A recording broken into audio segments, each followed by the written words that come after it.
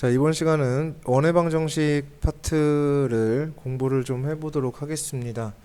자, 원을 우리가 안 배워본 것은 아닌데 고등학교 1학년에 와서 그러니까 중3 때 그림으로 배웠던 거를 갖다가 고1 때 좌표평면상에서 그것을 갖다가 우리가 배운다라고 생각을 하시면 아주 간단할 것 같고, 그다음 일단 그럼 첫 번째 원이라는 것에 대해서 원의 정의가 뭔가에 대한 부분을 한번 생각을 좀 한번 해봅시다. 원의 정의. 일단 원이라고 하는 도형은 뭐냐면 원이라는 도형은 평면 위에 한 점으로부터, 정확히는 한 정점으로부터 같은 거리에 놓여져 있는 점들의 집합이에요. 같은 거리에 위치하는 또는 놓여져 있는 점의 모임, 집합이라고 볼 수가 있습니다. 집합이라는 표현을 썼는데 일상생활의 용어로서 집합을 그냥 이렇게 생각을 해주셔도 괜찮고, 20챕터에서 우리가 그 집합이란 단원에서 따로 이제 집합이라는 그 언어에 대해서 이제 또 다시 한 번 더 할 일이 있기 때문에 일단은 그렇게 좀 생각을 해주시면 될 것 같아요. 그러면 그 상황을 한번 우리가 생각을 해보면 어떠한 점이 이렇게 있었다 라고 얘기를 했을 때 얘가 평면상의 한 점이라면 분명히 얘는 어떠한 좌표로 표현이 되어질 것이고, 따라서 얘는 A, B 이런 식으로 표현이 되어질 수 있겠지. 이때 같은 거리에 떨어져 있는 점, 그 같은 거리라는 부분이 어느 만큼인지 모르겠지만 요만큼 정도 떨어져 있는 점들이 모여 있는 요만큼의 거리에 있는 점이 여기 이렇게 한 가지가 있을 수 있어요. 근데 이 거리만큼 떨어져 있는 점이 비단 하나만은 아닐 것이어서 분명히 이런 식으로 하나의 점이 더 생길 수도 있고, 그렇게 따진다면 무수히 많은 점이 생길 수가 있겠죠. 즉 컴퍼스의 원리를 생각해 주시면 아주 간단할 텐데, 즉 한 점으로부터 일정한 거리만큼 떨어져 있는 점들의 모임을 우리가 구성을 해보면 어떤 식의 모습이 나오게 되냐면 이런 식으로 원의 모습이 나오게 되더라라는 얘기가 되겠죠. 물론 지금 이것은 좀 그림이 좀 많이 부정확한 관계로 정확히 보이는 것 같지는 않지만 이런 식으로 점들이 모여서 선을 이루게 되면 결국은 이것은 원이 되더라라는 얘기가 될 수가 있습니다라는 얘기가 돼요. 그래서 이런 식으로 원을 구성할 수가 있겠고요. 그러면 내가 여기 있는 점을 갖다가 우리가 그런 점이 무수히 많으니까 굉장히 많은 점을 우리가 정의할 때는 x, y로 이렇게 정의를 해놓죠. 즉 이 점이 움직인 자취라고 생각해도 괜찮아요. 그래서 그 자취가 원이 되었다라고 생각해도 괜찮기 때문에 우리가 자취 방정식을 작성하는 방법이 이렇게 x, y 이런 식으로 설정해주는 방법이 있었어요. 자, 그 다음 이것을 갖다가 여기부터 여기까지의 거리라는 부분을 갖다가 우리가 불러줄 때 뭐라고 불러주냐면 반지름이라고 불러주죠.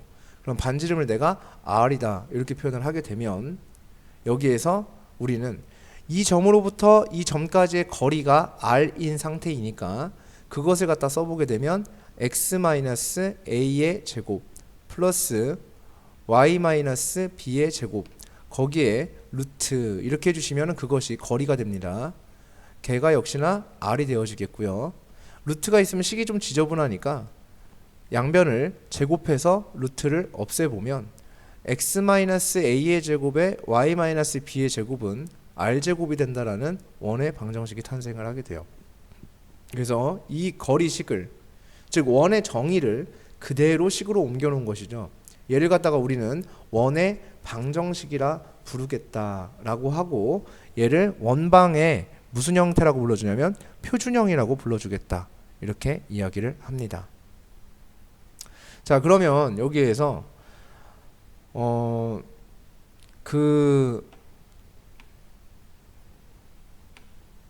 이 원을 그럼 이 원을 우리가 해석을 하면 이 원은 중심이 a, b에 있고 그리고 반지름의 길이가 r짜리인 원이다.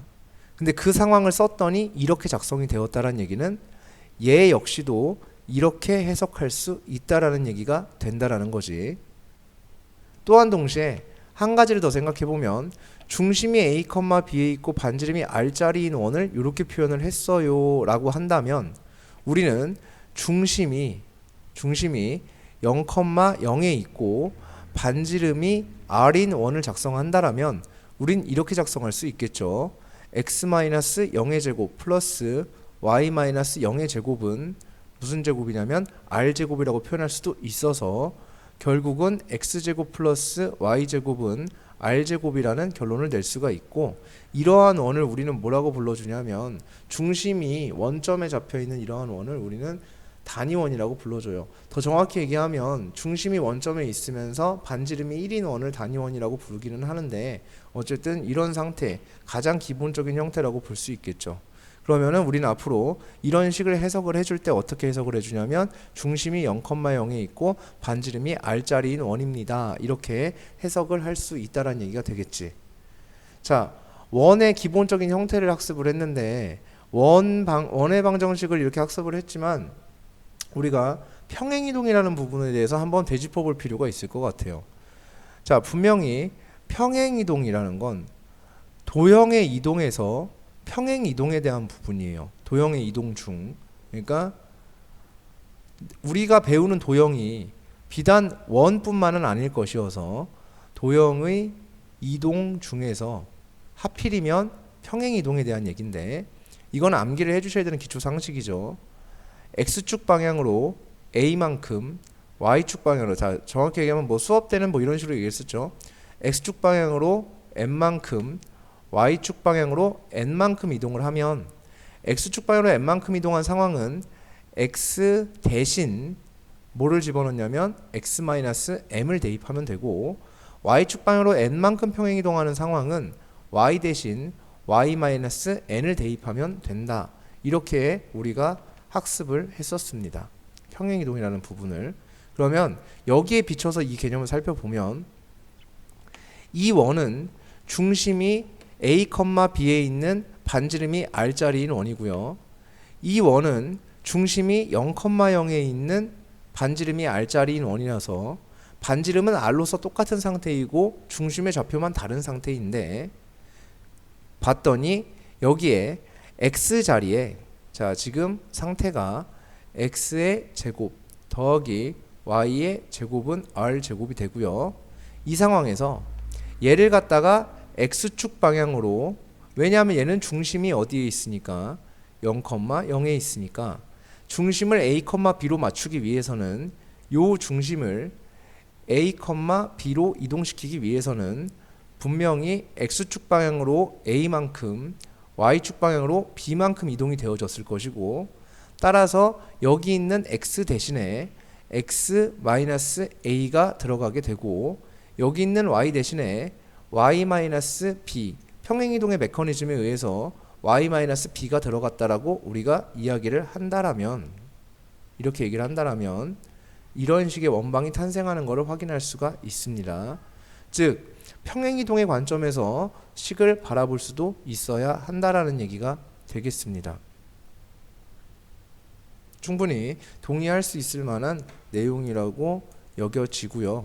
그 다음에 한 가지 더 이야기를 해본다라고 하면 평행이동이라는 것에 대해서 다시 한 번 더 얘기를 해보면, 평행이동이라는 개념 자체는 어떤 개념이었냐면 도형 위에 있는 임의의 모든 점이 전부 다 같은 규칙으로 이동되어지는 것, 그걸 우리는 평행이동이라고 부르기로 약속했어, 이런 얘기였습니다. 자, 다시 평행이동 정리 한 번 더 하도록 하겠습니다. 우리 친구들이 맨날 해도 까먹고 또 까먹는 부분이어서, 평행이동이라는 것은 도형 위의 임의의 점들이, 임의의 모든 점이 같은 규칙으로 이동되어지는 것을 우리는 평행이동이라고 부르기로 했다, 이거고요. 더 나아가서 평행이동을 조금 더 다른 의미로 살펴보게 되면 어떻게 볼 수가 있냐면, 평행이동은, 자 평행이동의 주체가 있습니다. 주체, 즉 주도적으로 움직이는 친구가 하나가 있어요. 왜냐하면 도형 위에 있는 임의의 모든 점, 그 무수히 많은 점을 실제로 옮기는 것은 불가능해서 평행이동의 주체가 있는데 그 평행이동의 주체, 그 점이 움직이면 나머지 에브리 모든 점도 같이 따라온다라고 생각을 할 수가 있다라는 거지. 그러면 평행이동의 주체는 항상 그 도형에 갖는 대표점이다, 이렇게 이야기할 수 있어요. 그게 평행이동의 주체가 된다라고 이야기를 했었습니다. 원이에요. 자, 포물선이에요. 포물선이면 꼭지점이 이동을 하겠죠. 꼭지점이 그 대표점이 되고요. 원입니다. 그러면 중심이 됩니다. 그렇죠. 그래서 각종 도형들의 이러한 우리가 도형을 배울 때마다 그 도형들이 갖고 있는 대표점들은 분명히 존재를 할 것이며, 즉 평행이동을 한다라는 개념은 중심을 이동한다라는 개념으로 먼저 생각하셔야 됩니다. 중심을 이동한다라는 개념으로 먼저 생각을 해주셔야 돼요. 그래야 문제를 풀 때 조금 더 경제적인 방법으로 문제를 풀어낼 수가 있다라는 거야. 그러니까 항상 명심하셔서 평행이동이라고 하는 것은 대표점이 이동을 한다. 그럼 지금 우리가 원을 학습하고 있기 때문에 원에서의 평행이동이라고 함은 결국은 중심이 이동되어지는 것이다 라고 우리가 생각을 해주면 도형의 방정식을 작성할 때 좀 더 편하게 작성할 수 있을 거야 라는 거야. 다시 한번 말씀드리지만 직선의 방정식도 그랬고 뭐 다른 것도 그랬고, 그러니까 직선의 방정식 그리고 그냥 우리가 알고 있는 2차 방정식이죠. 포물선으로 표현되어지는 2차 방정식도 그랬고, 걔네들의 그런 단원들의 항상 목표와 의의는 어디에 있었냐면 방정식을 원활하게 작성하는 데에 있다라고 했었습니다. 그러니까 뭔가를 풀어서 값을 구한다라는 개념이 아니라 방정식을 작성할 수 있다라는 개념이었어요. 그래서 얘도 나는 이러한 기본적인 개념을 통해서 원활하게 방정식을 작성해낼 수 있어 라고 얘기를 해주는 겁니다. 자, 그 다음에 여기에서 한 가지 더 해보면 얘를 갖다가 이게 짚고 넘어갈 수 있겠죠. 얘를 갖다 우리가 전개라는 걸 해볼 수가 있겠죠. 전개를 하면 이런 모습이 됩니다. 항상 x 제곱항 y 제곱항 x의 1차항 그리고 y의 1차항 그리고 상수항이 나오는 이러한 구조로 전개가 되어질 겁니다.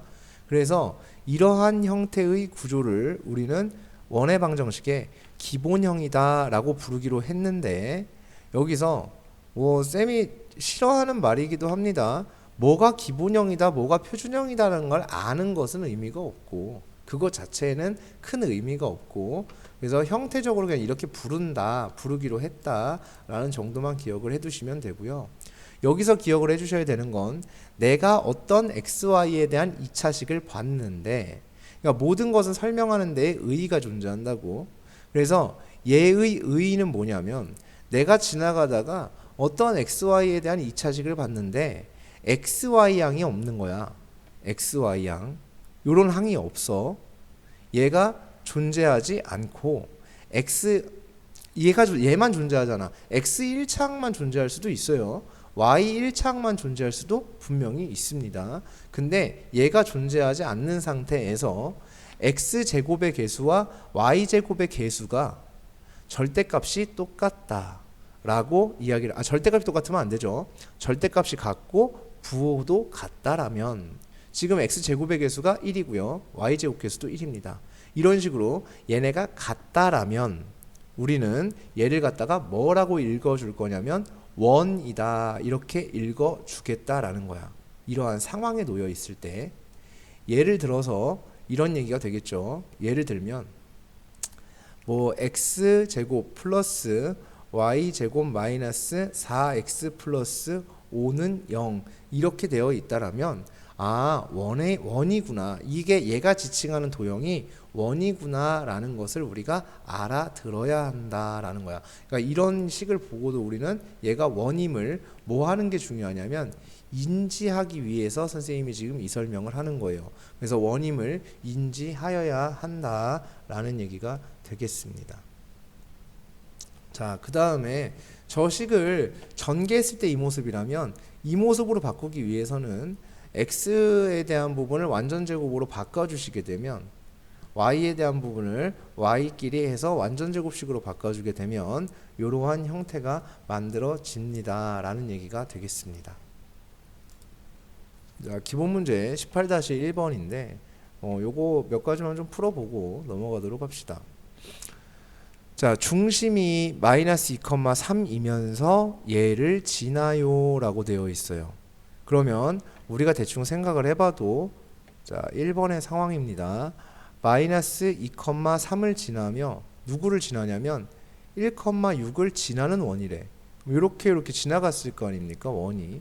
그렇게 지나갔을 때 어떤 상황이 펼쳐지나요에 대한 얘기죠. 그러니까 이렇게 됐을 때 여기부터 여기까지의 거리가 곧 뭐가 되어지냐면 반지름이 되어질 거고 여기는 무슨 좌표가 된다? 중심 좌표가 된다라는 얘기지. 그럼 여기가 중심 좌표이기 때문에 우리는 이 중심의 좌표로 방정식을 작성할 수 있습니다. x 플러스 2의 제곱 y 마이너스 3의 제곱 얘는 반지름의 제곱 이렇게 나와야 되는데 반지름을 구해야겠죠. 반지름은 요 점과 요 점 사이의 거리니까 루트 9 더하기 9가 되어지겠네요. 즉 루트 18이죠. 루트 18은 3루트 2가 되겠고요. 그거의 제곱이니까 여기는 얼마가 된다? 18이 된다. 이렇게 쓸 수가 있습니다. 자, 그 다음에 두 번째 원이 있는데 그것을 저런 두 점을 지름의 양끝점으로 잡고 있는 원이다 라고 얘기를 했으니까 얘가 5,1이 되고요. 그 다음에 얘가 마이너스 1, 마이너스 3이 된다는 사실. 그때 얘네가 지름의 양끝점이 되기 위해선 이렇게 이어졌을 때 여기에 중점에 중심이 존재하게 된다는 얘기가 되겠죠. 즉 이 두 점의 중점이 왜냐하면 반지름의 길이는 중심으로부터 길이가 똑같을 것이기 때문에 중점에 중심이 존재를 합니다. 그럼 이 중점 구할 수 있죠. 2분의 4니까 2분의 마이너스 2니까 마이너스 1 이렇게 되어진다라고 볼 수 있어요. 즉 중심이 2, 마이너스 1이면서 여기부터 여기까지의 거리를 뭐로 잡고 있는 거냐면 반지름으로 잡고 있는 원입니다. 이런 얘기지.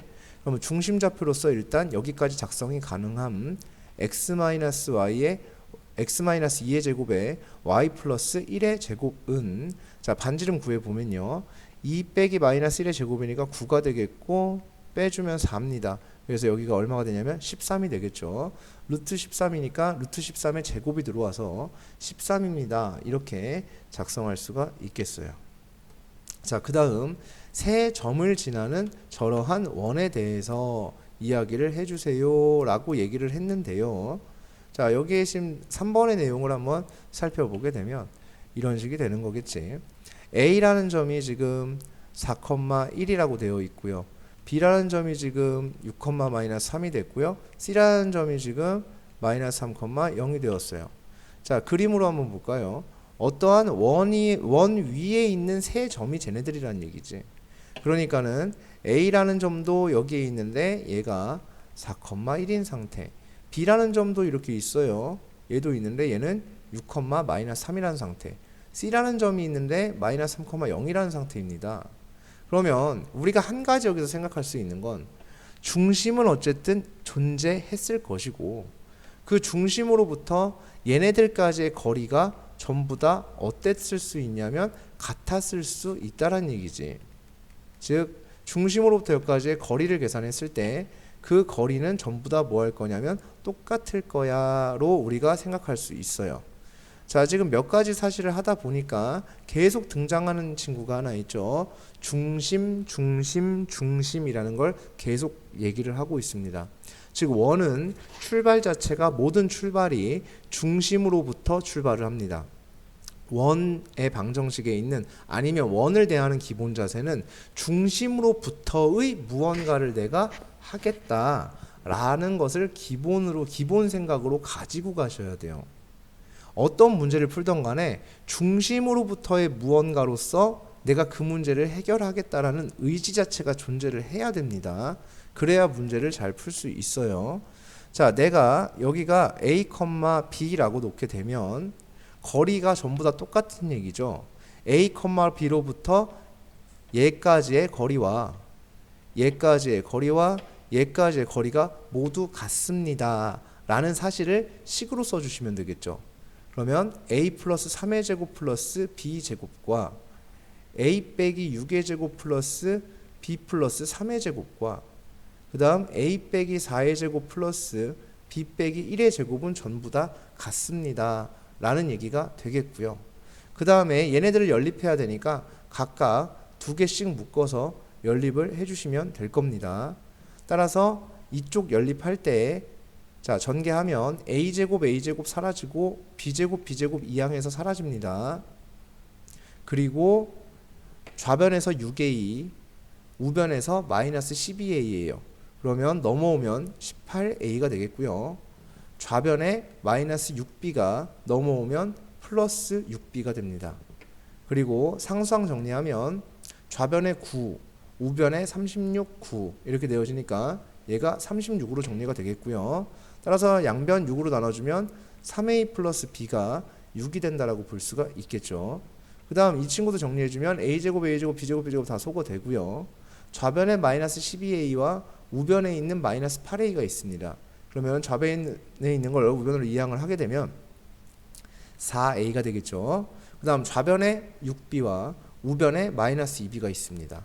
넘어가면 마이너스 8b가 되겠고요. 자 상수항 정리하면 좌변 상수항 36의 9니까 45입니다. 우변 상수항 16의 1이니까 17입니다. 그래서 45에서 17을 빼주게 되면 28이 된다 이렇게 볼 수가 있을 겁니다.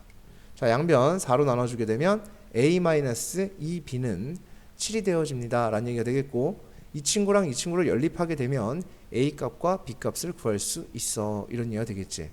그래서 이 식에다가 3배를 해줘서 연립을 해주면 3a-6b는 21이 되고요. 둘이 빼주게 되면 7b는 마이너스 15가 되어진다 라고 볼 수가 있는데 계산이 잘못된 부분이 있습니다. 이렇게 나오지를 못할 텐데요. 왜 계산이 이렇게 나왔지? 네 그러네요. 여기가 6b가 아니라 마이너스 6b가 되겠고 여기는 마이너스 b가 되겠네요. 네 둘이 빼주게 되면 여기가 5b가 되어지겠죠. 그게 마이너스 15가 나왔으니까 b가 마이너스 3입니다. 그래서 b에 마이너스 3 대입하면 a는 3이 나오겠네요. 자 이렇게 해서 중심의 좌표가 3, 마이너스 3이라고 구해졌어요. 자 반지름만 구해주시면 되겠죠. 여기부터 여기까지 거리만 구하면 됩니다. 이 거리는 루트 36 더하기 9가 되니까 45가 되어집니다. 이렇게 따라서 중심 좌표로서 방정식을 작성해보면 x 빼기 3의 제곱 더하기 y 플러스 3의 제곱은 루트 45의 제곱 즉 45가 된다 이렇게 볼 수가 있다는 얘기가 되겠죠. 이렇게 풀어주는 방법도 있겠지만 이런 방법도 쓸 수 있습니다. 어차피 너를 지나는 원이기 때문에 원의 기본적인 형태를 써주면 돼요.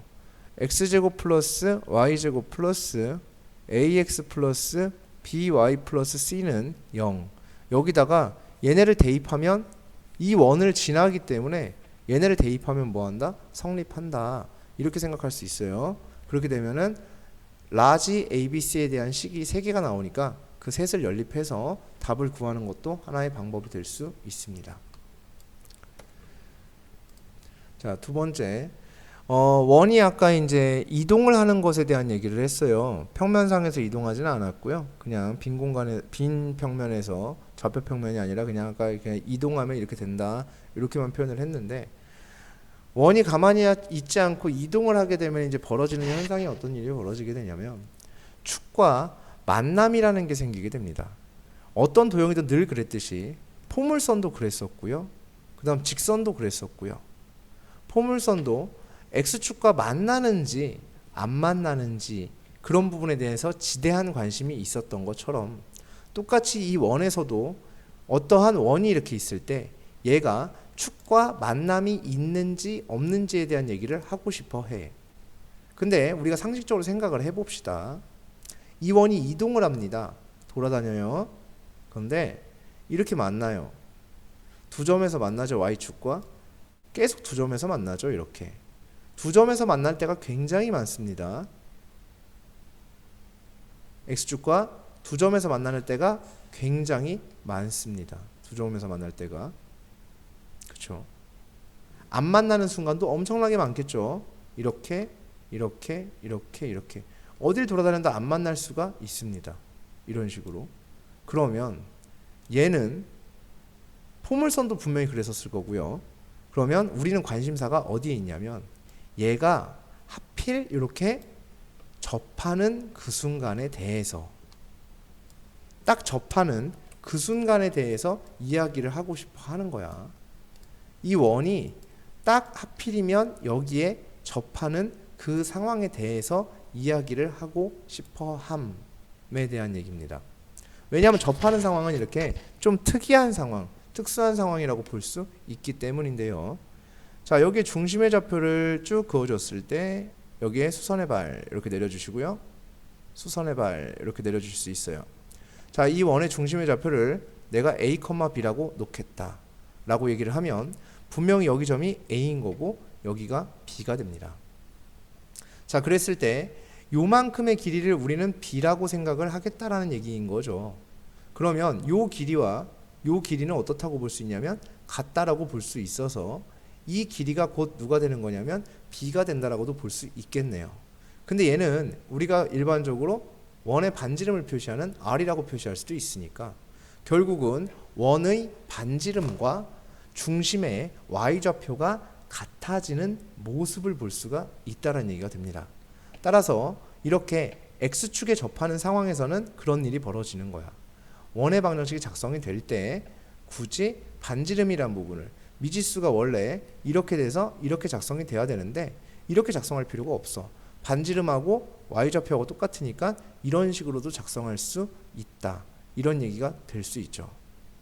자, 또 똑같이 여기에 중심이 이렇게 있는데 수선의 발 이렇게 내려보고요. 그 다음에 수선의 발 이렇게 내려봤을 때 직각, 직각 이렇게 떨어져요. 그럼 얘가 A, B라고 놓게 되면 여기를 A, 여기를 B라고 놔볼 수가 있습니다. 그런데 여기의 길이와 여기의 길이를 지금 현재 A라고 주고 있는 것이고 그것은 요 반지름의 길이와 당연히 똑같을 것이어서 결국은 이 길이를 우리는 A라고 줄 수 있기도 하겠지만 얘는 동시에 반지름이 되어지기도 할 것이다. 따라 얘는 방정식을 작성하게 되면 x-a의 제곱 중심의 x좌표와 반지름이 똑같은 상황이 나오기 때문에 y-b의 제곱은 a제곱으로서 작성할 수 있다라는 얘기가 됩니다. 이 얘기가 되겠어요. 자, 그래서 이러한 그 방정식을 기본적으로 어떻게 작성하고 시작해야 되는지, 왜 문제에서 뭐라는 멘션이 있을 때 문제에서 x축에 접하는 어떤 원에 대해서라는 멘션이 있다거나 아니면 y축에 접하는 어떤 원에 대해서라는 멘션이 있을 때는 반드시 이것을 떠올리실 수 있어야 한다라는 얘기가 되겠습니다. 그 다음 독특한 상황인데 이번에는 얘가 x축 y축하고 동시에 접하는 상황이 발생할 수도 있습니다 라는 거야. 이렇게 동접하는 상황이 나왔어요. 그러면 내가 이 원의 중심의 x좌표를 a라고 줘보고 자, 그 다음에 중심의 y좌표를 내가 b라고 설정을 해봤을 때 a, b가 되겠고요. 그때 요만큼의 길이와 자, 지금 요만큼의 길이와 여기의 길이가 똑같겠죠. 그러니까 여기 길이랑 여기 길이는 당연히 같아지겠고요. 그 다음에 요 길이와 요 길이도 같아지겠죠. 그럼 이 길이와 이 길이도 같아집니다. 여기의 길이가 a니까 여기 a이고요. 여기는 a가 되고요. 요 길이는 b니까 여기도 b가 돼요. 그러면 결국 무슨 말이 되냐면 a equal b가 되어질 겁니다. 그러면서 동시에 요 길이는 우리가 r이라고 쓸 수도 있겠죠. 그러니까 얘는 r 이렇게 되어지는 모습을 볼 수 있어요. 즉 x축과 y축에 동시에 접하는 동접하는 상황에서의 원의 방정식은 항상 이런 일이 벌어질 수가 있다라는 거야. 정확히는 절대값이란 개념도 포함이 되면 좋겠지만 그 부분은 일단은 차치하더라도 이렇게 되어질 거야. 그래서 얘는 x-a의 제곱 플러스 y-a의 제곱 a의 제곱 이런 식으로 표현할 수도 있어요. 그래서 뭐 이걸 다 r이라고 표현하는 방법도 하나의 방법이 될 수 있겠죠. 그래서 이런 식으로 표현이 되어질 수 있음을 꼭 명심을 하셔야 될 겁니다. 자, 그런데 이 동시 접하는 상황은 아까 x축에만 접했던 그 친구와 y축에만 접했던 그 친구랑은 조금 달라요. 상황이. 자, 다시 한번 그 부분에 대해서 이야기를 해보도록 하겠습니다. 중심이 존재하는 사분면에 대한 얘기를 할 거예요. 지금부터. 중심이 존재하는 사분면.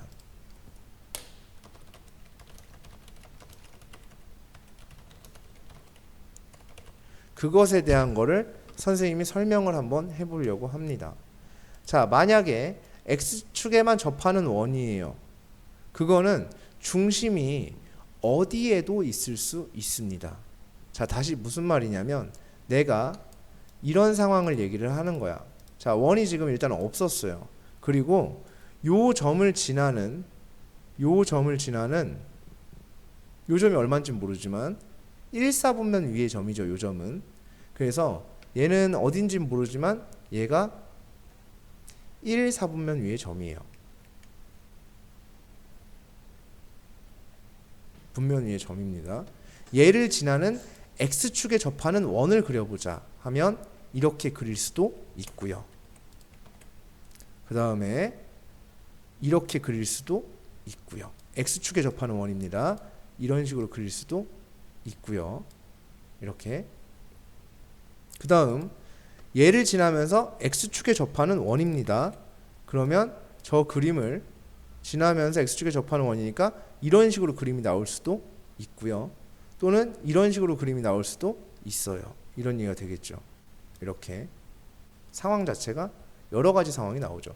1사분면의 위에 있는 어떤 점을 지나는 x축에 접하는 원이라는 것은 이런 식으로 생길 수가 있어요. 그러면 이 원의 중심은 1사분면에 있을 수도 있고요. 그 점과 똑같이 1사분면에 존재할 수도 있고 또는 이렇게 2사분면에 존재할 수도 있게 될 겁니다. 즉 원의 중심이 존재하는 사분면을 요 점을 우리는 다시 부르면 원이 뭐 하는 점입니까? 지나는 점입니다. 지나는 점이 존재하는 사분면의 정보로서 원의 중심이 존재하는 사분면을 알아낼 수가 없어요.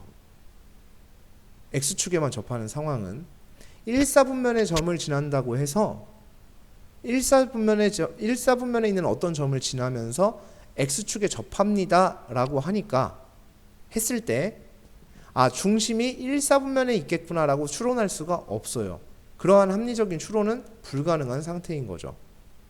절대 안 되는 상태가 될 거예요. 그런데 만약에 그거는 y축에 접하는 상황도 똑같을 겁니다. 아마 y축에 접하는 상황도 같은 얘기가 될 거예요.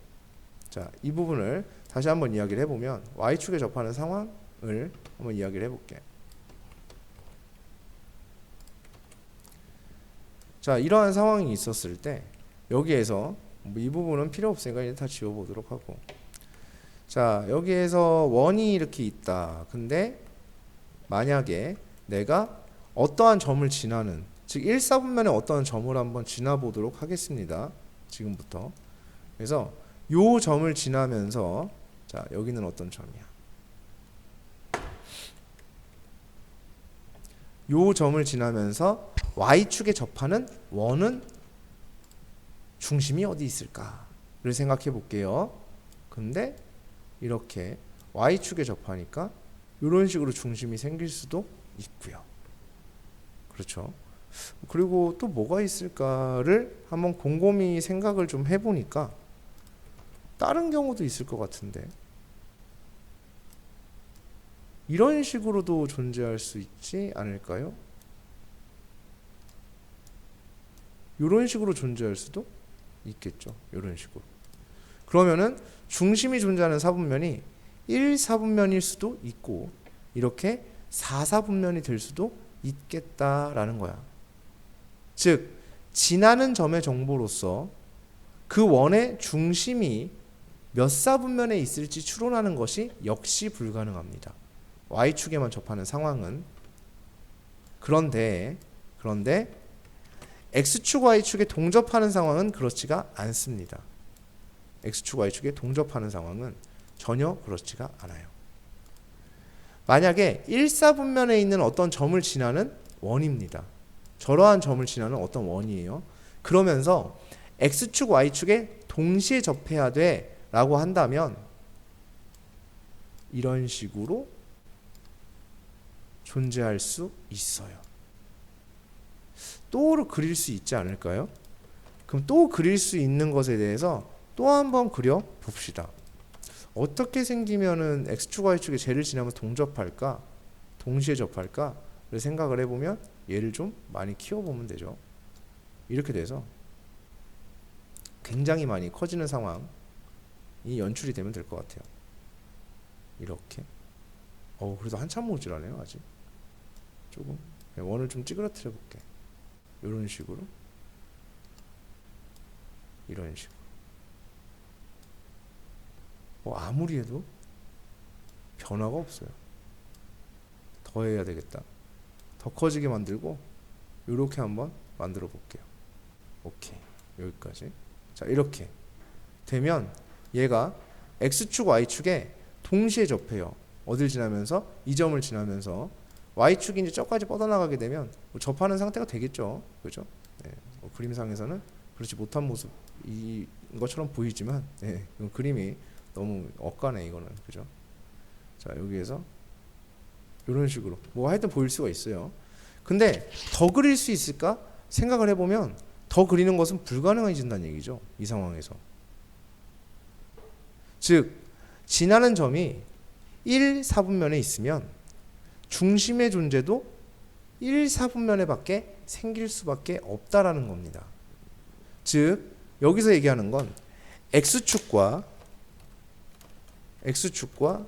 Y축에 동접하는 원, 즉 동접원의 경우 지나는 점의 정보가 중심의 위치를 설명해 줄 수 있다라는 얘기입니다. 이 얘기예요. 굉장히 중요한 얘기입니다. X축에만 접하거나 Y축에만 접하는 원은 그렇지가 않은 반면에 X축, Y축에 동접하는 원 같은 경우에는 지나는 점의 정보가 중심의 위치를 설명해 줄 수 있습니다. 라는 얘기가 된다라는 거지. 그래서 X축, Y축에 동접하면서 1사분면에 있는 점을 지나면 중심이 1사분면에 있을 거야. 이렇게 추론이 가능하고, X축, Y축에 동접하면서 2사분면에 있는 어떤 점을 지나는 원은 중심도 2사분면에 있을 거라는 추론이, 합리적 추론이 가능해진다라는 얘기가 될 겁니다. 그래서 이런 식으로 우리는 중심에 대한 정보를 판단해 볼 수가 있다라는 게 첫 번째 중요한 포인트입니다. 이거 굉장히 중요한 얘기예요. 문제를 풀 때도 아주 중요한 얘기가 된다는 거지. 자, 그 다음에 이제 두 번째입니다.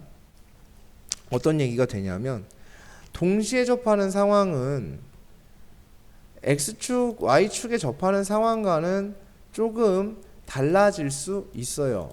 조금 다를 수 있습니다. 어떤 부분이 다를 수가 있냐면 예를 들어서 이러한 좌표 평면이 하나가 있었다라고 얘기를 해보자.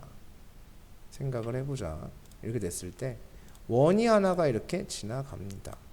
그러면 X축, Y축에 동접하는 원의 상황을 살펴보면 이러한 상황도 존재할 수 있겠고, 이러한 상황도 분명히 존재할 수 있고, 이러한 상황도 존재할 수가 있으며 이러한 상황도 존재할 수가 있다. 이 얘기가 됩니다.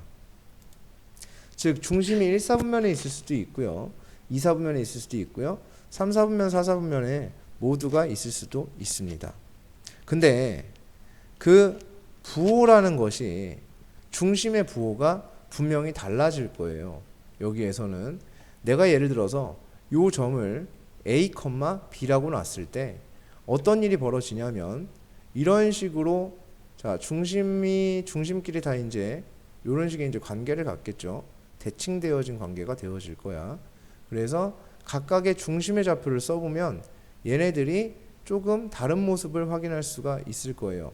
물론 다른 것은 오로지 부호뿐이겠지만 그래도 다름은 분명히 존재를 하니까 그 부분에 대해서 한번 보자 이 얘기야. 자, 여기서 내가 여기를 A라고 주면 여기는 B가 되어지고 얘네 A, B가 되겠죠. 여기는 마이너스 A가 되고 B가 되니까 이 점의 좌표는 마이너스 A, B가 되어지겠죠. 자, 그 다음에 여기를 B라고 줬으니까 여기를 내가 마이너스 B라고 줄 수 있겠고, 따라서 이 중심의 좌표는 마이너스 A, 마이너스 B가 되고요. 그 다음에 이 중심의 좌표는 마이너스 A, B가 되고요. 이 중심의 좌표는 A, B가 되고요. 이 중심의 좌표는 A, 마이너스 B가 된다라고 볼 수가 있습니다. 라는 얘기가 되겠어요. 자, 이렇게 됐을 때 동시 접하는 원이니까 결국은 이 값들은 전부 다 R과 똑같아질 것이어서 1사분면하고 3사분면은 한 세트입니다. 왜냐하면 얘네는 부호가 어차피 X좌표의 부호와 Y좌표의 부호가 정확히 다 바뀌었기 때문에 굳이 식을 두 가지로 작성할 필요가 없어요. 내가 얘를 갖다가 자, R로 다 바꿔 쓸게요. X-R제곱 플러스 Y-R제곱은 R제곱 이렇게 쓰는 거랑 이쪽에 있는 걸 쓰면 X 플러스 R의 제곱 더하기 Y-R의 제곱은 R제곱 이렇게 쓸 수 있고요. 여기를 써보면 X 플러스 R제곱 플러스 Y 플러스 R제곱은 R제곱 이렇게 쓸 수도 있고요. 여기에서 얘를 갖다 보면 X-R의 제곱 플러스 Y 플러스 R의 제곱은 R제곱 이렇게 쓸 수 있는데 언뜻 보면 도입이 네 가지가 되는 것 같지만 실제로는 그렇지는 않다라는 얘기가 됩니다. 실제로는 그렇지가 않아요.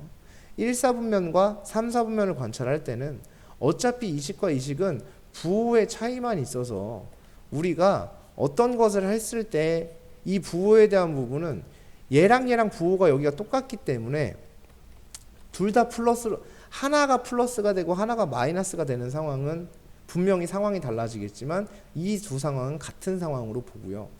이 상황과 이 상황도 실제로 문제를 풀 때는 같은 상황으로 본다는 얘기지.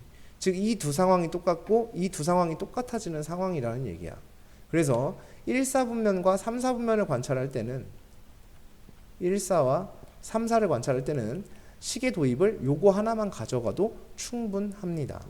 라는 얘기고 2사분면과 4사분면을 관찰할 때는 요식 하나만 가져가도 상관이 없다는 얘기야. 그러니까 간단하게 4사분면은 빼고요. 여기서 보면 되겠지. 이게 2사분면과 4사분면을 뭐 할 때냐면 관찰해야 될 때 이러한 도입을 가져가면 된다라는 얘기야. 어차피 두 개 똑같기 때문에 차이는 없어요. 라는 얘기가 되겠어요. 어차피 그게 무슨 말이냐면 R 값이 예를 들어서 음수가 나오든 양수가 나오든 간에 뭐가 나오든 저기에 있는 부호만 영향이 있을 뿐이지 실질적으로는 식의 영향을 문제 풀이에 영향을 미치지는 않는다라는 얘기가 됩니다. 그래서 이 부분에 대한 거 정확하게 기억을 좀 해 두셔야 될 것 같아요. 자, 그래서 여기까지가 이제 원이 뭐 하는 거냐면은 이제 축과의 상태, 그것도 만나는 것도 아까도 한번 말씀드렸듯이 만나는 거는 의미가 없다. 만나는 것에 대한 건 의미가 없고 접하는 상황에 대해서 이야기를 해봤어요. 자, 그 다음에 두 번째는 여기서도 여전히 우리는 중심으로부터의 그 접하는 상태의 거리까지에 대한 얘기를 계속 했다라는 얘기입니다. 모든 관찰을 할 때 중심이 배제된 상태에서 무언가를 하진 않았고 어떻게 했냐면은 항상 중심으로부터의 거리라는 부분으로 우리가 해석해서 진행을 했다라는 부분 꼭 기억해 주셨으면 좋겠어요. 자, 그 다음에 두 번째 개념이 또 있어요. 축과의 얘기 말고 굉장히 이것도 엄청 중요한 얘기인데 생각의 과정 그리고 풀이를 했을 때 풀이의 아이디어를 배운다고 생각을 해주셔야 돼요. 원위의 한 점에서 직선까지 또는 원 밖의 한 점까지 거리에 대한 최대 최소를 구할 수가 있어요. 까지 이르는 거리의 최대와 최소에 대한 얘기를 좀 해볼 거야. 그러니까 도형의 측면에서 우리가 완벽하게 정리를 하고서 그리고 나서 우리가 문제를 풀어야 적용이란 걸 할 수가 있으니까 이 부분에 대한 거를 확실하게 도형의 측면에서 한번 저기를 해봅시다. 원의 방정식 막 이런 측면 말고 도형에 있어서 도형의 측면에서 한번 보도록 할게요. 그러면 이러한 원이 있었다라고 한번 해보도록 하겠습니다. 그리고 원 밖에 하나의 뭐 이러한 점들이 있을 수 있어요. 점의 모임이 있을 수 있고 또는 뭐 이런 직선이 있을 수 있고 합니다. 자, 이때의 원 위의 한 점에서의 거리의 최대 최소니까 만약에 P점이 이렇게 있었어요. 그러면 여기부터 여기까지의 거리가 되겠죠. 분명히 이거보다 이 친구는 더 멀어지게 될 겁니다. 거리 수선의 발로서 생각을 해보면 그러면 여기에 어떤 점이 있었을 때 가장 짧지 않을까 라는 생각. 그리고 얘가 점점 더 멀어져요. P3이 이렇게 있었을 때 얘로부터 여기까지 선을 쭉 그어줘서 수선의 발을 내려주면 더 멀어졌어요, 거리가. 그러면은 여기에서 내가 그러면 대충 한 이쯤 있을 때 아마도 거리가 가장 짧아지지 않을까에 대한 생각을 해볼 수가 있는데 그러한 P1, P2 이런 점들은 원위의 한 점은 우리가 어디가 정확한 위치가 어디인지를 우리가 알 수가 없기 때문에 어떻게 정해지게 되냐면 그 친구들은 중심으로부터의 거리를 따지게 되면 즉 중심으로부터 그 직선까지의 요만큼에 대한 거리를 우리가 생각을 해볼 수가 있어요. 그러면 그때 중심에서 내려진 수선의 발에 의해서 그때 만들어지는 요 점, 원 위의 한 점, 요 점일 때가 분명히 거리가 가장 짧아질 거야 라는 생각을 해볼 수가 있다는 얘기가 되겠지. 즉 요런 점에 의해서 가장 짧은 거리는 탄생하게 됩니다. 요 P점, 즉 최소값이 되게 하는 그러한 P점을 의미하는 거겠죠. 그리고 이 원의 중심으로부터 쭉 더 이어지게 되면 요 점이 가장 뭐 하게 되는 거냐면 먼 점이라고 볼 수가 있겠죠. 가장 끝자락에 있는 점, 지름의 양끝점이니까. 그래서 얘는 최대가 되게 하는 그런 점이라고 볼 수가 있다는 얘기가 되겠지.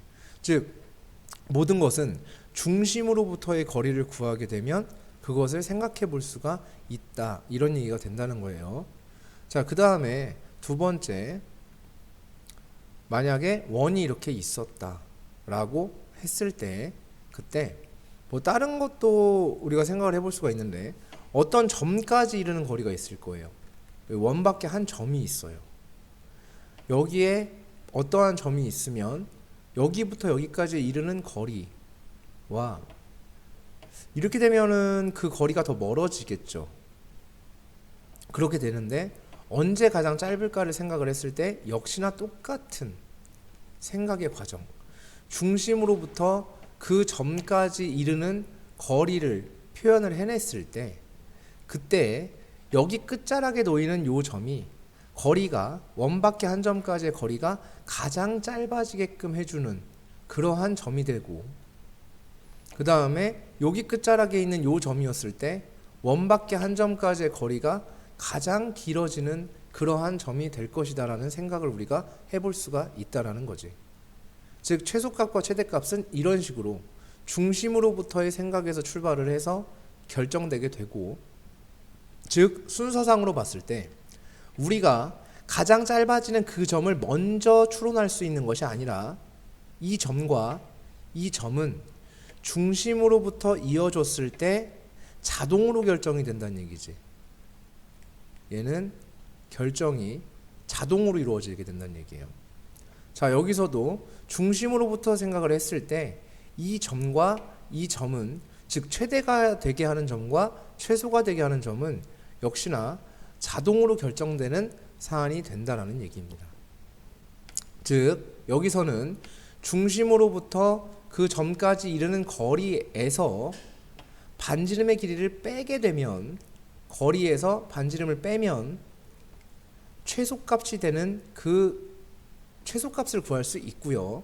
그 다음에 중심으로부터 이 점까지의 거리에다가 반지름을 더해주면 최대값을 구할 수가 있게 된다. 자, 여기서도 똑같죠. 중심으로부터 거리에서 여기부터 여기까지의 이 직선까지의 거리에서 반지름의 길이를 빼게 되면 가장 짧은 최소값의 길이를 구할 수 있고요. 최소가 되는 길이를 구할 수 있고요.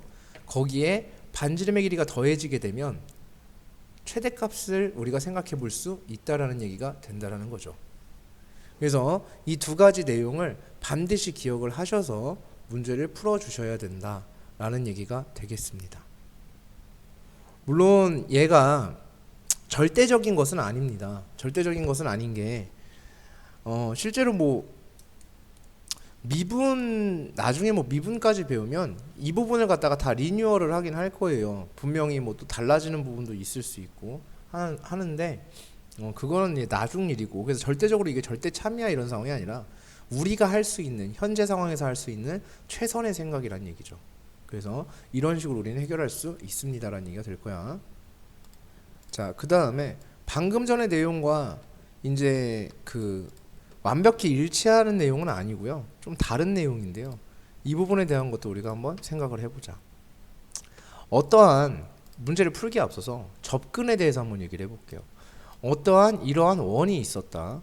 그리고 원 밖에 한 점이 있었고 또 다른 한 점이 있었다 라고 얘기를 한번 해볼게요. 그렇게 되었을 때 이렇게 원 위에 어떤 점으로 인해서 원 위에 한 점에 의해서 작성된 이 길이의 제곱과 이 길이의 제곱을 더한 값의 최소값을 구해야 될 일이 생겼다라고 한번 이야기를 해보도록 하겠습니다. 물론 식을 다 세워서 해결할 수도 있겠지만 여기서 우리는 이러한 아이디어도 사용해 볼 수 있어 라는 얘기가 될 텐데, 어떠한 아이디어가 되냐면요, 내가 이 둘을 이렇게 이어줬을 때 역시나 P점은 모릅니다. 얘는 항상 이렇게 정해지지 않은 어떤 점이에요. 움직이는 점입니다. 왜냐하면 상황이 그때그때 달라지기 때문에 움직인다고 쌤이 표현을 한 거야. 그럼 동점 P는요 항상 어떻게 결정되냐면 얘는 자동으로 결정이 되어져요. 동점의 특징은 자동으로 결정돼요. 다른 어떠한 사실에 의해서 자동으로 결정되는 게 동점의 특징입니다. 얘는 항상 자동 결정이에요. 그러니까 얘가 어디에 있을지는 위치에 대한 포지션을 그렇게 하실 필요가 전혀 없고, 그러면 아이디어가 어떻게 진행이 되냐면 얘네들을 이렇게 이어줘요. 그러면 결국 내가 구해야 되는 길이가, 이 길이는 어쨌든 구해야 되니까 표시를 해줄 거고요. 그 다음에 나는 또 이 길이를 구해야 되니까 이것도 하나 표시를 해주겠죠. 그렇게 됐을 때 이러한 보조선을 통해서 내가 해볼 수가 있는데, 예제곱 더하기 예제곱에 대한 상황이거든요. 그럼 우리가 앞선 부분에서 그 부분을 안 한 게 아니야. 앞선 파트에서 어디 파트라고 해야 될까? 거기가 어디서 배웠죠 우리가? 내분점 외분점 배울 때, 학습을 할 때 이제 진행을 했던 부분이에요. 내분점 외분점 그 부분을 할 때 학습을 했던 부분인데, 자 이렇게 만들어 놓고 여기에서 내가 여기에 가운데 있는 점에다가 선을 딱 내려줬을 때 어떤 일이 벌어졌냐면 얘 제곱 더하기 얘 제곱은 얘 제곱 더하기 얘 제곱의 2배입니다 라는 것을 한 적이 있어요. 파푸스 정리에서 중선 정리죠. 그래서 그 부분을 우리가 학습을 한 적이 있어요. 그러면 중점 연결 정리, 그럼 예를 보면은 여기 똑같은 얘기야. P에서 여기다가 분명히 이 두 점에 중점은 존재했을 것이고 이 P라는 점으로부터 우리가 이렇게 이어줬다면 분명히 내가 이 점을 A라는 점, 이 점을 B라는 점이라고 봤을 때 우리가 구하고자 하는 PA의 제곱 더하기 PB의 제곱, PA의 제곱 더하기 그 다음 PB의 제곱이라는 것은 BM의 제곱, PM의 제곱이죠. PM의 제곱 더하기 BM의 제곱, 여기에 2배와 같아진다 우리가 학습한 적이 있으니까. 즉 여기서는 대체제를 찾은 거예요. 대체제. 내가 여기서 너의 뭐를 구해야 되는 상황이라면, 최소를 구해야 되는 상황이라면 나는 너의 최소를 구하는 것으로서 대체하겠다. 왜? 둘은 같을 테니까. 그래서 요거를 우리가 해볼 수가 있고, 그러면 PM의 제곱을 어떻게, PM에 대한 거를 어떻게 구하지? P점은 아직 정해지지 않았는데, 그러면 얘의 최소가 돼야 된다는 얘기는 얘는 고정된 값이죠. 고정된 실수배입니다. 그러면 얘는 고정이 되어 있는 상태인 거고요. 결국은 얘의 최소를 구해야 돼요. 그것은 얘도 고정이 되어 있죠.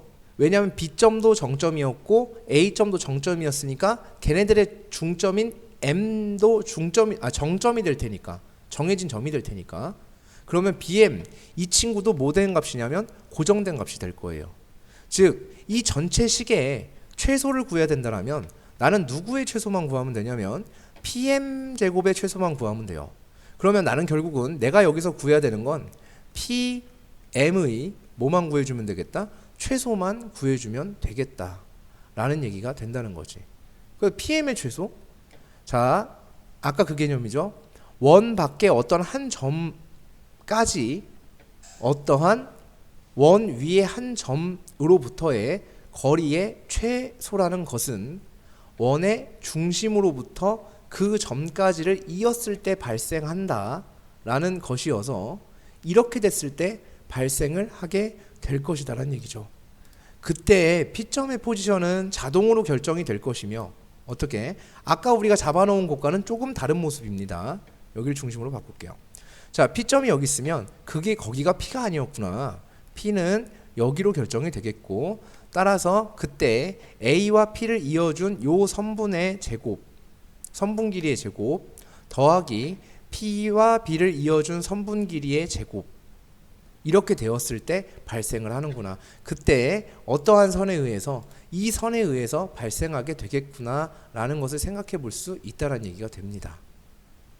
즉 중심으로부터 M까지의 거리를 구한 다음에 반지름을 빼주게 되면 우리는 PM의 최소값을 구하게 되는 거야 라는 얘기가 된다라는 거지. 그래서 이러한 생각을 통해서 문제를 풀 수 있음을, 즉 대체제를 찾는 방법. 자, 여기서 중요한 거는요, 파푸스 정리를 이용해서 굉장히 뭔가를 쉽게 해결했다 이런 게 아니야.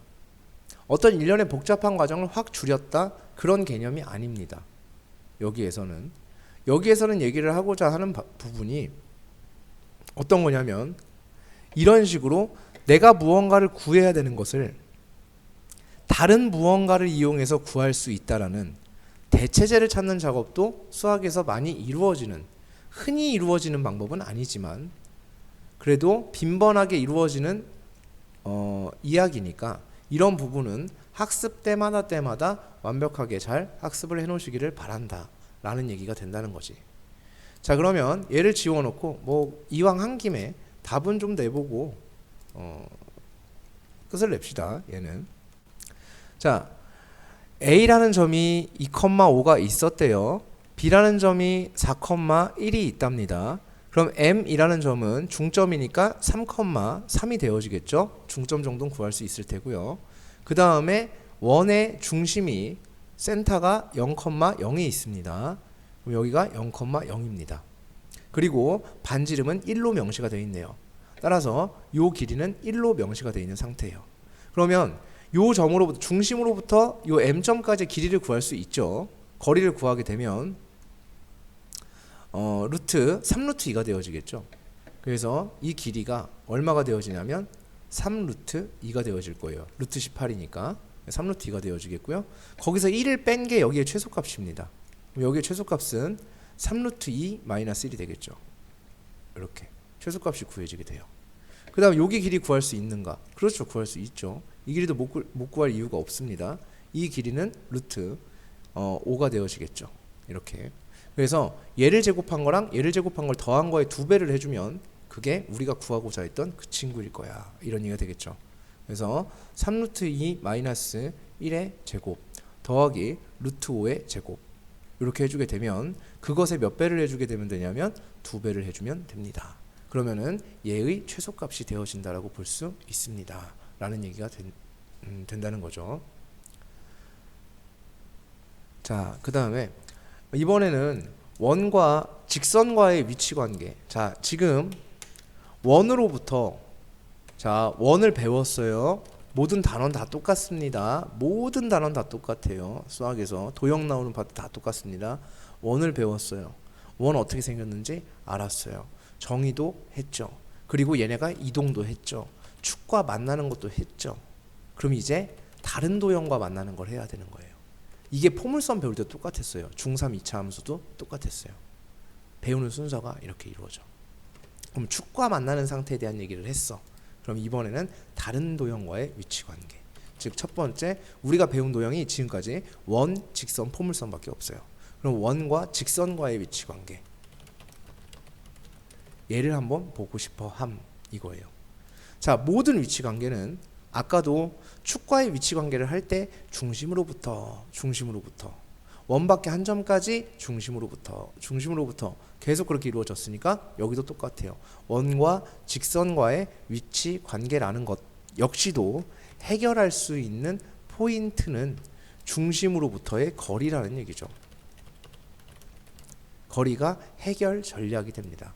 모든 생각의 그 기본 바탕이 되고요. 문제로 따지면 해결 전략이라고 볼 수 있는 그런 부분이 되어집니다. 자, 모든 위치관계는 우리가 사실은 연립을 했어요. 여기까지는 포물선과 직선. 자, 잘 생각해 보자. 그러니까 구별을 확실히 둬야 되는 거야. 포물선과 직선 연립해서 판별식 이렇게 했었어요. 연립한 다음 판별식. 그래야 위치관계를 판단할 수 있으며 포물선과 포물선 역시나 똑같습니다. 연립해서 판별식. 포물선과 원 이렇게 하면 똑같아요. 연립해서 판별식 이렇게 하면 돼요. 물론 이것도 절대적인 건 아니에요. 얘가 일단은 연립은 해야 된다는 얘기가 되겠고 얘도 절대적인 얘기는 아니야. 연립해서 판별식 썼지만 자, 근데 이번엔 원과 뭐냐면 직선과의 위치관계라고 얘기를 했어. 얘는 중심으로부터의 거리. 연립해서 판별식이 아닙니다. 얘는. 자, 직선을 몇 개 만들어 보죠. 이렇게 두 점에서 지나는 직선이 있을 수 있죠. 그 다음 얘가 지나가서 접하는 상태의 직선이 생길 수도 있고요. 이렇게 만나지 않는 상태의 직선이 생길 수도 있습니다. 물론 우리의 최대 관심사는 접하는 상태겠죠. 늘 그래 왔듯이 앞으로도 그럴 것이고요. 접하는 상태에 대한 관심이 가장 크겠죠. 자, 중심으로부터 발을 한번 내려보도록 하겠습니다. 여기까지 쭉 뽑아주실 수 있어요. 여기까지 쭉 이렇게 뽑아줄 수 있어요. 접점까지 선을 내렸을 때 수직하게 되기 때문에 이렇게 접점까지 반지름을 내려주면 수직하는 성질을 가지고 있습니다. 그럼 이 선들이 다 평행하다고 가정을 했을 때 얘네들은 전부 다 수직하는 상태가 되어 있겠죠. 자, 두 점에서 만나는 상태는요. 직선까지의 거리가 이만큼이 됩니다. 그 다음에 한 점에서 만나는 상태는요. 직선까지의 거리가 요만큼이 됩니다. 만나지 않는 상태는요. 직선까지의 거리가 이렇게 됩니다. 그러면 그 거리들의 관계, 거리들과 그리고 반지름은 고정값입니다. 반지름은 요만큼으로 고정되어 있는 값을 갖고 있습니다. 그러면 각각의 거리라는 것은 너라는 거리를 D, 너라는 거리를 D, 너라는 거리도 D 이렇게 놨을 때 각각의 거리는 파란 색깔 거리죠. D는 그리고 빨간 색깔의 거리죠.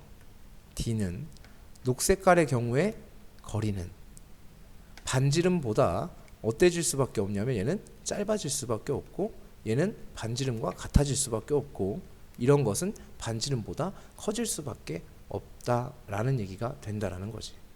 그래서 연립해서 생각을 하는 게 아니라 얘 같은 경우에는 중심으로부터의 거리로서 우리는 해결을 하겠습니다 라는 얘기가 된다는 거예요. 자, 그러면 우리의 관심사, 우리의 초미의 관심사는 항상 누구였냐면 앞으로도 그럴 것이고 이 친구라고. 우리의 관심사는 얘예요. 접하는 상태.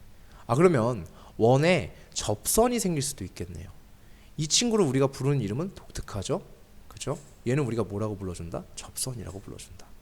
자, 지금 이거는 우리가 접선, 이거는 우리가 뭐라고 불러주냐면 할선이라고 불러요.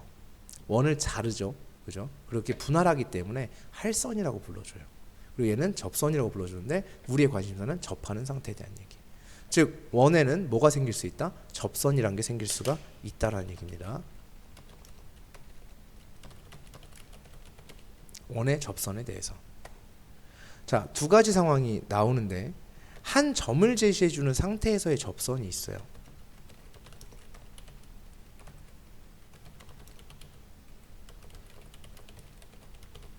한 점을 제시해주는 상황에서의 접선이라는 게 존재할 수 있습니다. 그 접선을 한번 이야기를 해보면 내가 그래서 그 상황을 x1, y1에서의 자 x제곱 플러스 y제곱은 r제곱 위의 x1, y1에서의 접선 방정식을 작성하는 것에 대하여 이런 얘기예요. 자, 그러한 공식이 나올 수밖에 없었다라는 사실을 꼭 기억을 해 두셔야 돼요. 자, 여기에서 이렇게 접선이 지나갔답니다. 그러면 여기에 중심이란 게 존재를 했을 거고요. 이 점을 우리가 명시하기를 x1, y1이라고 명시를 했습니다. 그러면 여기에는 분명히 x축이 이렇게 지나갔겠죠. 자, 직선이 나오면 기울기를 관찰하는 것은 너무나도 당연한 일. 자, 이렇게 요 직각 표시가 되겠고요. 수선이 되겠고 여기서 내린 수선의 발을 표시해 준다면 분명히 여기는 지금 0,0인 상태니까 여기가 x1이 되어지겠고요. 그 다음에 요 점의 y좌표가 y1이 되어지죠. 그러면 요 길이가 y1이 되고요. 요 길이가 x1이 되어집니다. 그러면 우리는 요 반지름이 갖고 있는 기울기를 구해볼 수 있습니다. 저 반지름이 갖고 있는 기울기, 이 친구가 갖고 있는 기울기라는 게 존재를 해요. 그럼 이 친구가 갖고 있는 기울기는 분명히 x1 분의 y1이 되어지겠죠. 그러면 이 접선이라는 친구가 갖고 있는 기울기는 이 둘은 수직하는 관계가 됐기 때문에 선과 선이 수직하면 기울기의 곱이 마이너스 1이어야 한다고 했습니다. 따라서 이 친구의 기울기는 y1 분의 x1의 마이너스가 되어야 됩니다. 그래야 얘랑 얘를 곱했을 때 뭐가 되어지냐면 마이너스 1이 되어지겠죠. 그러면서 너를 지나는 직선의 개념으로 우리가 생각할 수 있다. 따라서 기울기가 너이면서 너를 지나는 직선은 우리가 이렇게 작성하죠. y는 마이너스 y1분의 x1에 x-x1 플러스 y1 이런 식으로 작성하기로 합니다. 자, 식 정리하겠습니다. 양변에 y1을 곱해줄 수 있겠죠. 분수 정리하기 위해서 y1을 곱해줄 수 있는데 y1 곱해주면 y1, y는 마이너스 x1에 x-x1 플러스 y1 제곱이 됩니다. 자, 그러면 y1, y는 마이너스 x1, x 플러스 x1의 제곱 더하기 y1의 제곱이 됩니다. 그럼 요거 이항해 보도록 할게요. 그러면 x1의 x 플러스 y1, y는 x1의 제곱 더하기 y1의 제곱이 됩니다. 자, 그런데요. 지금 이 원의 방정식은 우리가 x제곱 플러스 y제곱은 r제곱이라는 그러한 친구였어요. x1의 제곱 플러스 x제곱 플러스 y제곱은 r제곱이라는 원 위에 있는 x1x, y1y 라는 점이었습니다. 그렇죠? 자, 그러면 다시 써보면 위의 x1, y1에서의 접선이었어요. 그 말은 x1, y1이라는 것은 얘 위의 점이니까 대입하면 성립하겠죠. 그럼 대입해주면 x1의 제곱 더하기 y1의 제곱은 r제곱이 됩니다. 그러면 x1의 제곱 더하기 y1의 제곱을 우리가 r제곱이라고 쓸 수 있는 것이어서 결국은 x1x 플러스 y1y는 r제곱이라는 아주 예쁘게 생긴 접선의 방정식, 직선의 방정식이 이렇게 탄생을 하게 된다는 얘기죠. 그래서 보통은 이 부분을 암기라는 것을 하고 있고 뭐 암기해야겠죠, 그죠? 당연히 암기를 해야 되겠는데 이렇게 어쨌든 유도되어진 과정이 이렇다라는 것 정도는 꼭 기억을 해두시는 게 아무래도 좋지 않겠나, 이런 생각을 우리가 해볼 수가 있습니다. 자, 그리고 여기서 이제 우리가 마지막으로 한 가지는 지금 여기까지에서의, 그러니까 접선이 지금 이거 첫 번째입니다. 이게 한 점을 제시해주는 상황에서의 접선 요거 한 가지만 하고 있는 거야. 그래서 얘를 보면은 여기서 이제 우리가 확실히 아셔야 되는 건 얘는 어디까지나 얘를 갖다가 공식이라고 외워놓기는 합니다. x1, y1에서의 접선 방정식을 작성하는 어떠한 하나의 공식처럼 이렇게 얘를 암기를 해주시죠. 근데 문제는 뭐냐면 얘는 어디까지나 중심이 0,0에 잡혀있는, 즉 요렇게 생긴 원 위에서의 이런 점에서의 접선을 의미하는 것이기 때문에 이런 상황에선 적절치가 못할 거란 얘기야. x-a의 제곱 플러스 y-b의 제곱은 r제곱 위에 있는 위의 x1, y1에서의 접선을 이렇게 쓸 수는 없음을 의미하는 거죠. 그쵸? 중심이 저기 잡혀 있으니까. 그러면 근데 생각보다 굉장히 간단해요. 이것은 한번 그 상황을 이야기를 보도록 하겠습니다. 그 평행이동에서 가장 마지막 개념 정도라고 생각할 수 있는, 그러니까 이것만 알면 평행이동은 다 끝난 거야 라고 생각할 수 있을 만한 그런 것에 대한 이야기인데요. 얘가 여기에 이렇게 있고 접선이 이렇게 지나갔어요 라고 얘기를 했을 때요, 이미 얘네 둘은 접해 있는 상태고 더 이상의 움직임이 없이 고정된 상태입니다. 접해야만 하니까. 그러면 얘가 여기서 접한 상황이 있었다라고 한번 해볼게. Y축도 있었겠죠? Y축도 하나 예쁘게 한번 그려볼게요. 자, 이렇게 있었어요. 근데 이 친구가 만약에 원이 중심이 A, B로 간다는 얘기는 이동을 한다는 얘기죠. 원이. 그래서 X축 방향으로 중심이 이동하는 거야. 모든 생각은 중심으로부터. 그래서 이렇게 이동하고 이렇게 이동되어질 수 있어요. 저 원의 중심이 이렇게 이동되겠다는 얘기야. 그러면 저 원을 그대로 가져와 보도록 할게요. 이렇게 이동이 되어지겠죠. 그럼 원만 따라오냐? 그렇지가 않죠. 이 접선도 당연히 따라오겠죠. 이렇게 아까 그냥 붙어있는 애라 그랬잖아. 내가 한 세트라고 얘기를 했기 때문에 얘도 당연히 따라오는 그 친구가 될 겁니다. 필연적으로 그렇게 될 수밖에 없을 거예요.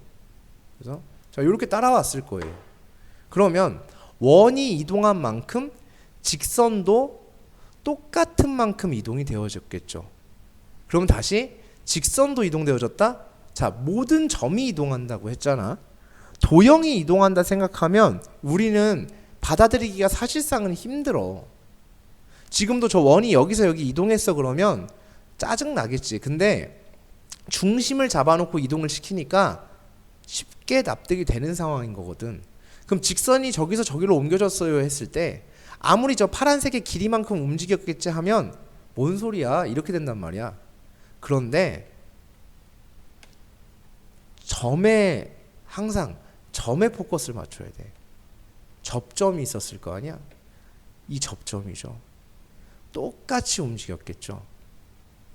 중심이 이동한 만큼 그만큼만 똑같이 움직였을 거라는 얘기인 거야. 그러니까 공식이 따로 존재한다 뭐 이런 얘기를 하고 싶은 게 아니야. 분명히 딱 같은 만큼 그만큼만 이렇게 이동이 되었을 거라고. 이 파란색의 이동량과 이 빨간색의 이동량은 전혀 다를 이유가 없다는 거지. 달라져서도 안 되겠지만. 그러면 접점이 그만큼 이동했다라는 개념으로 우리는 얘를 받아들이면은 된다라는 얘기가 되는 겁니다. 따라서 무슨 얘기가 되냐면 아까 그랬죠. 중심이 0,0인 상태에서의 x1, 그런 원 위에 여기서의 접선을 내가 뭐라고 작성을 할 수 있었다면 중심이 a, b로 이루어진 그러한 원에서는 접점이 바뀔 거라고. 접점이 x1 플러스 a, y1 플러스 b 여기서의 뭐가 된다? 접선을 작성하면 된다. 즉 그래서 얘는 여기서는 x1x 플러스 y1y가 r 제곱이었다면 여기에서는 x1 플러스 a의 x 플러스 y1 플러스 b의 y가 r 제곱이 되는 상황이 될 것이다 라는 얘기가 된다는 거지. 이거 되셨나요? 그죠? 무슨 말씀 되시죠? 그죠? 네. 그래서 전혀 예를 들어서 그러니까 마지막입니다. 예를 들어서 0,0에서 0의 반지름의 길이가 2인 원이 있었어요. 근데 그 위에 몇 컴마 몇이냐면 반지름이 2가 아니라 한 5 정도로 해볼까요? 네, 5라고 해보자. 그랬을 때 그 위에 1,2라는 점에서의 접선의 방정식은 x1x, y1y 이렇게 되어지니까 x 플러스 2y는 5의 제곱이니까 25입니다. 이렇게 작성을 하면 된다라는 거야. 근데 이 중심이 1,2로 옮겨진 상태에서 반지름이 5짜리인 원에서의 접선은 접점의 좌표 역시 2,4로 옮겨지게 되겠고 거기서의 접선은 2x 플러스 4y는 25가 된다. 이렇게 달라지는 모습을 볼 수가 있다라는 얘기가 된다라는 겁니다. 굉장히 중요한 내용이에요. 그래서 꼭 기억을 해두셔야 되는 얘기가 될 거예요. 아시겠습니까? 됐죠? 네. 자, 그 다음에